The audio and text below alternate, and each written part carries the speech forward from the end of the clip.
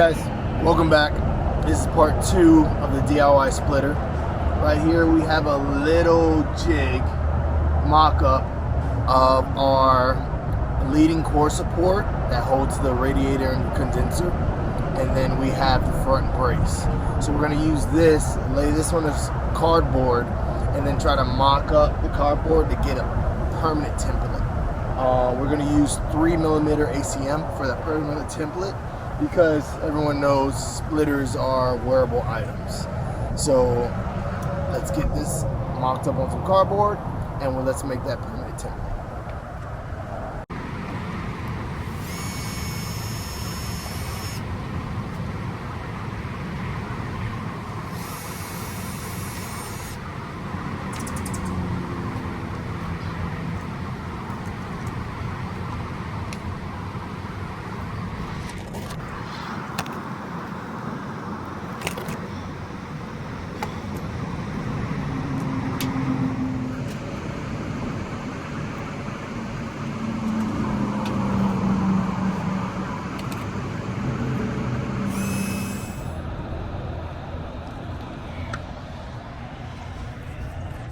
So the splitter template is pretty spot on.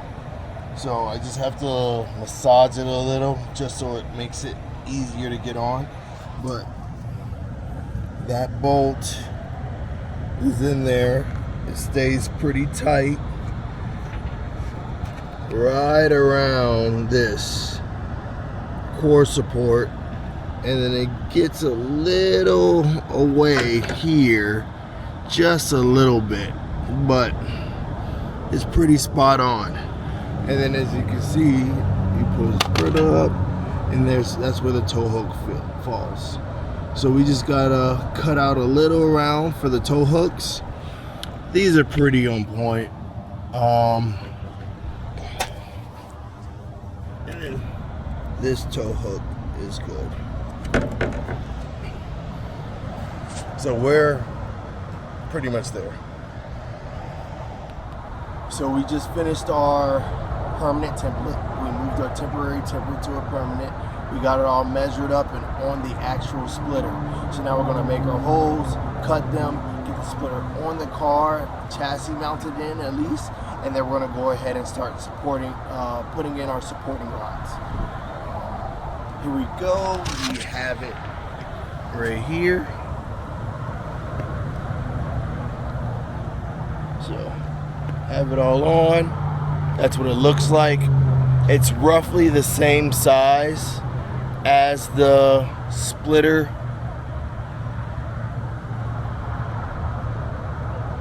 And then we have the bumper right over there. So we're gonna go ahead and cut it out, get it on the car, and then we'll start supporting, connecting our supporting rods. Have the temporary template move to the permanent template. So we have our size here already marked up. So later on I know what I'm going to be cutting out. Our leading ACM sheet. This is a 3mm, this is a 6mm, and again, it just turns out to be really sturdy. This is what we were using before, just to get our template mocked up and get something already out there that we know is going to work. After that, we massage it a little bit, we get our tow hooks in there, and we can start from there. Here is our mounts for the ends, and again, this line symbolizes the bumper. As long as we stay behind this line, we don't have to worry about putting the bumper on and off. It's going to be seamless. So let's go ahead and get the bumper off the car, get the lip on the bumper, and then get the rest of our supporting rods all set and ready to go, and finish the splitter.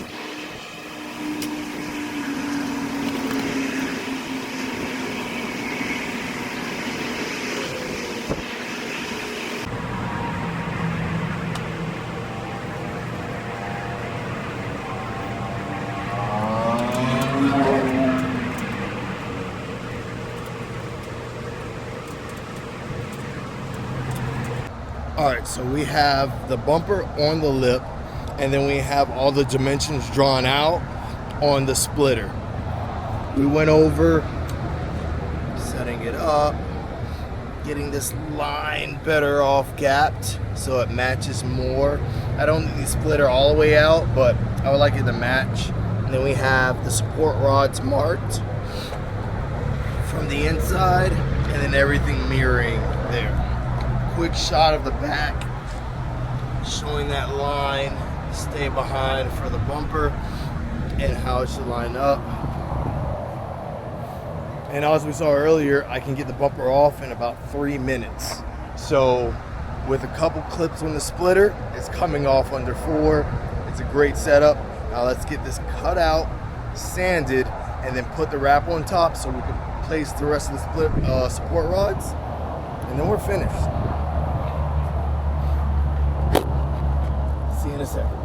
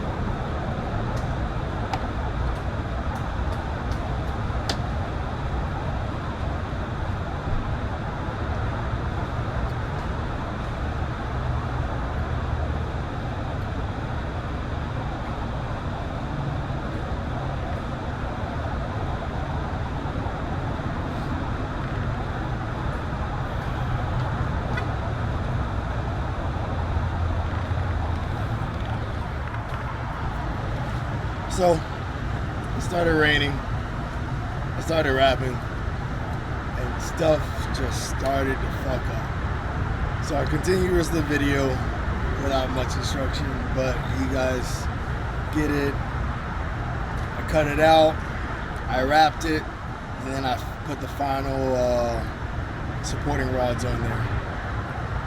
That's it. It looks great. I'm happy to be done with it. Can't wait for the next project. Stay tuned.